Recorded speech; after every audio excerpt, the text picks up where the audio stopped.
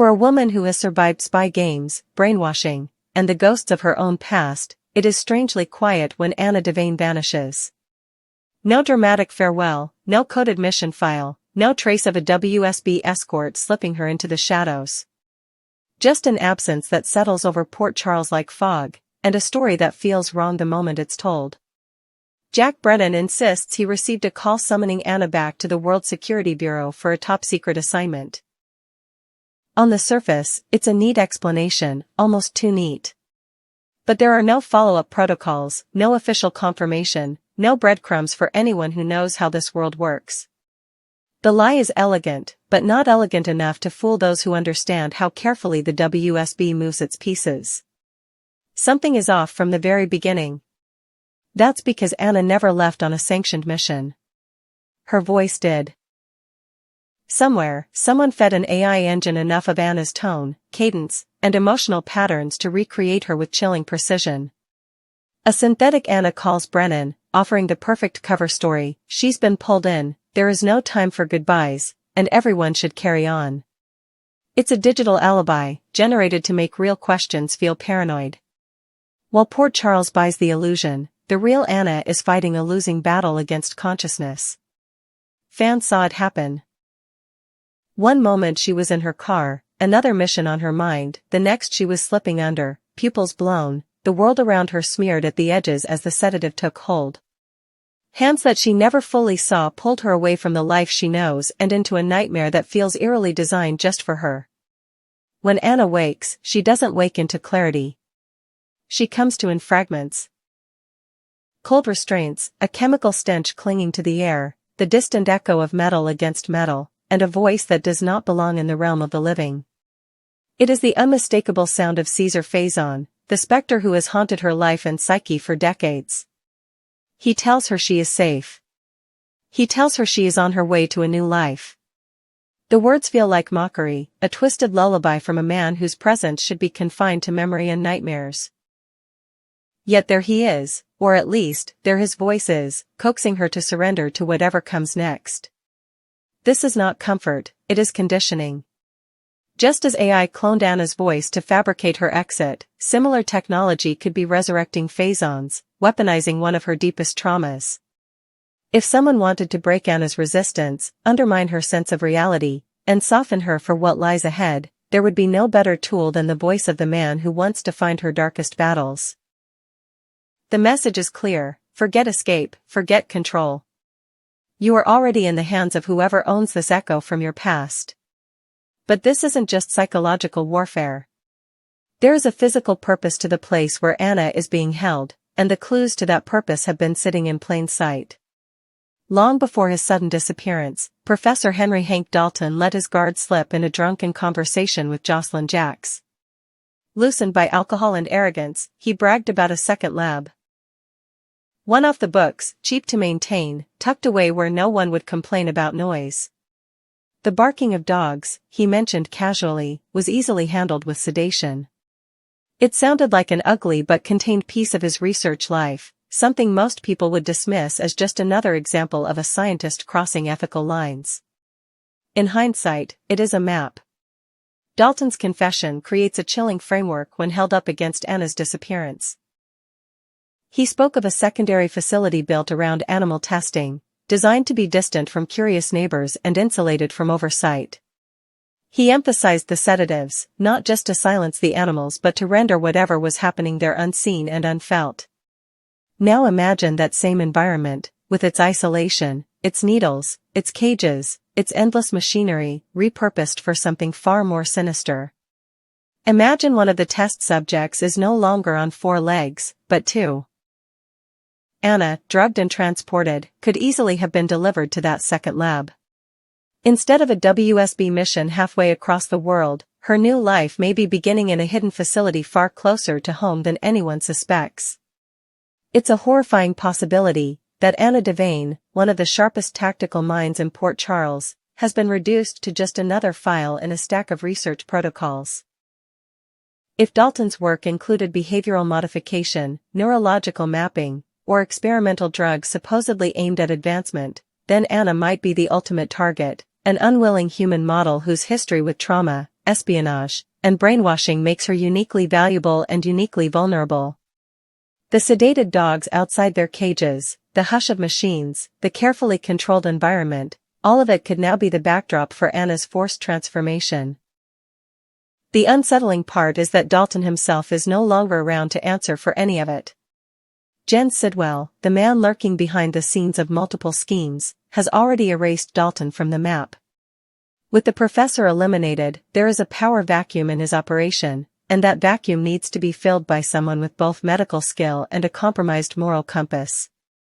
That is where Britt Westbourne comes in. Britt is already walking her own twisted tightrope. As a doctor, she lives with the knowledge that she is both healer and potential destroyer, depending on whose orders she follows. As a woman battling Huntington's disease, she has agreed to take experimental doses of a medication that may or may not save her future. In many ways, she is already a test subject, her body a living data set. So when Sidwell turns to her to take over Dalton's duties, it is not just another assignment. It is a trap disguised as an opportunity, a way to fold her more tightly into the web that claimed Dalton's life. At first, Britt may think she is stepping into a standard research continuation.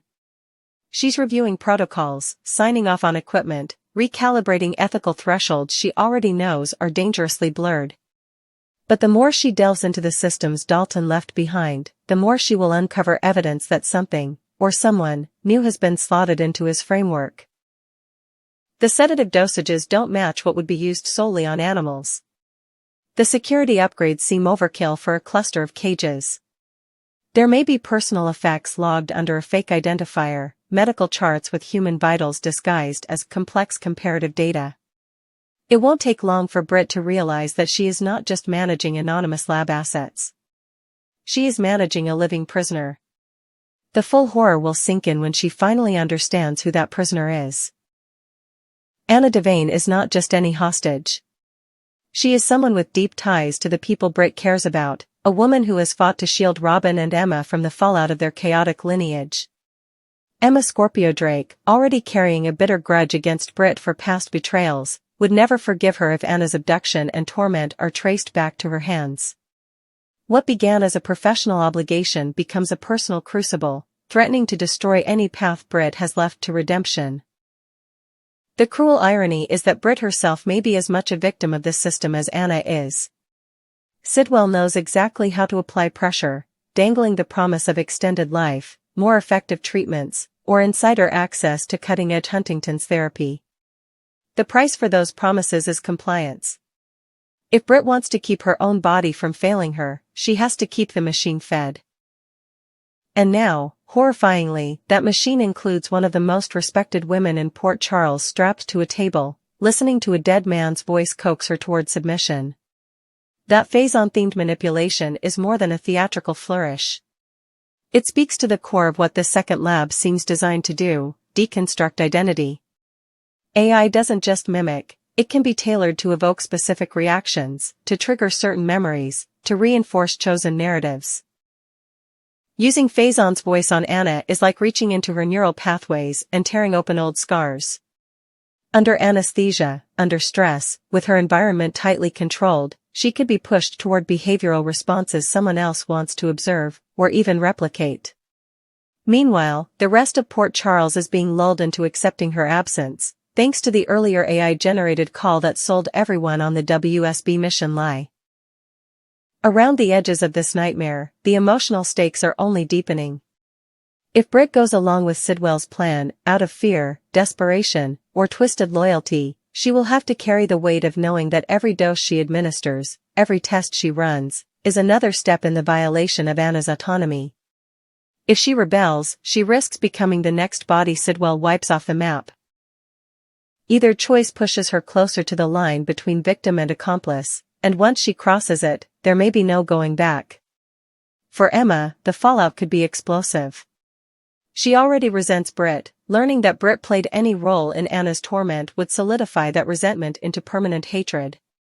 And if Emma discovers that the technology resurrecting Faison's voice is being used to torture her grandmother, the symbolic weight of that revelation would be enormous. It would be as if every generational sin, every past betrayal, has been distilled into one cruel, clinical setup in a hidden lab. That kind of truth doesn't just break trust. It reshapes families, friendships, and alliances for years to come. All of this brings the mystery of Anna's disappearance into sharper focus. She has not simply been whisked away on a mission, nor neatly written out of town. She has been folded into a larger experiment orchestrated by men who treat human lives as variables and pain as data. Dalton may be gone, but his work lives on through Sidwell's agenda and Britt's reluctant participation. Anna is both target and symbol, a reminder that even the strongest can be stripped of agency when technology, power, and obsession collide in the wrong hands. General Hospital has laid the groundwork for a storyline that pushes every boundary. AI manipulation, bioethics, psychological warfare, and the question of how far someone like Britt will go before she breaks. As the truth about the second lab inches closer to the surface, the eventual reveal of Anna's fate is poised to send shockwaves through Port Charles. When the lights finally come up on that hidden facility, it won't just expose a kidnapped heroine. It will expose every compromise, every calculated lie, and every quiet moment of complicity that allowed Anna Devane to become a human test subject in the first place. And once that happens, no one, Britt, Sidwell, Emma, or even Anna herself, will walk away unchanged.